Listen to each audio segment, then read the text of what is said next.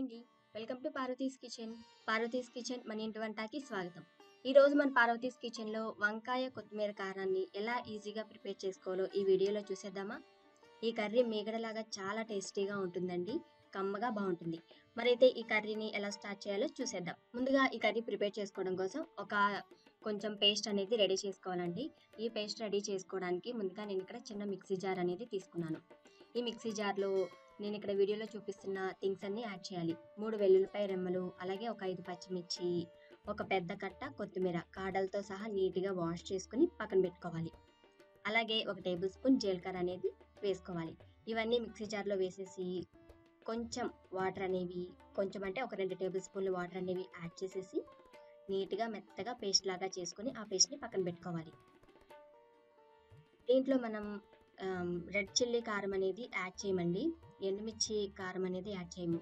దీంట్లో ఈ కర్రీకి ఉపయోగించే కారం అంతా పచ్చిమిర్చితోనే వేసుకోవాలి. మీరు తీసుకున్న పచ్చిమిర్చి కారం ఎక్కువైతే పచ్చిమిర్చి అనేవి తగ్గించుకోండి. లేదు కారం తక్కువగా ఉంటే ఒక 2 పచ్చిమిర్చి ఎక్స్ట్రా వేసుకోవచ్చు. ఈ విధంగా పేస్ట్ లాగా చేసేసుకొని పక్కన పెట్టుకోవాలి.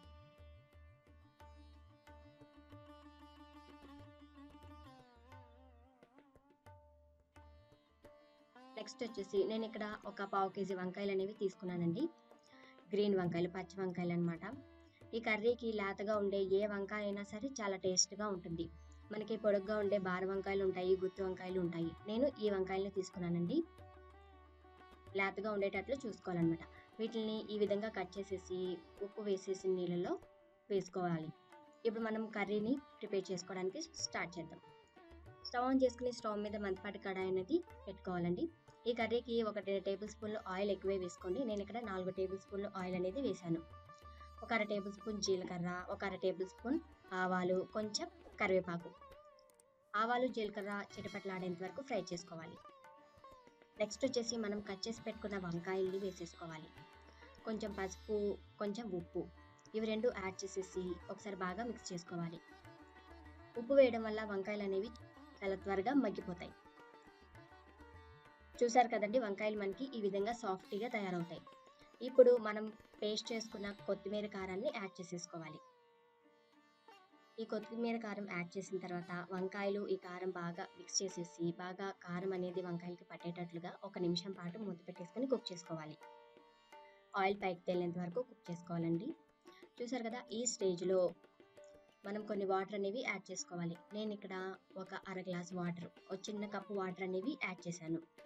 ఉప్పు అనేది చాలినట్లయితే ఈ స్టేజ్‌లో మీరు అడ్జస్ట్ చేసుకోవచ్చు. లేదు సరిపోయింది అనుకుంటే అలా వదిలేసేయండి. కొన్ని వాటర్ అనేవి యాడ్ చేసి మూత పెట్టేసుకుని మరొక 2 నిమిషాలు కుక్ చేసుకున్నట్లయితే మనకి కర్రీ అనేది చాలా టేస్టీగా రెడీ అయిపోతుందన్నమాట. ఈ కర్రీయే కాదండి, మన ఛానల్‌లో వంకాయతో చేసిన కర్రీస్ చాలా ఉన్నాయండి. మీరు ఒకసారి ఛానల్‌ని విజిట్ చేయండి. చూసారు కదండి, మనకి ఆయిల్ అనేది ఈ విధంగా పైకి తేలుతున్నప్పుడు కర్రీ అనేది పర్ఫెక్ట్‌గా తయారైందని అర్థం. చాలా టేస్టీగా ఉంటుంది. చపాతీలోకి, వైట్ రైస్‌లోకి లేదంటే బగారా రైస్‌లోకి దేనికైనా సరే మంచి కాంబినేషన్ ఈ కర్రీ. మరి మీరు కూడా ట్రై చేసి మీకు ఎలా కుదిరిందో నా కామెంట్ సెక్షన్‌లో తప్పకుండా కామెంట్ చేస్తారు కదా!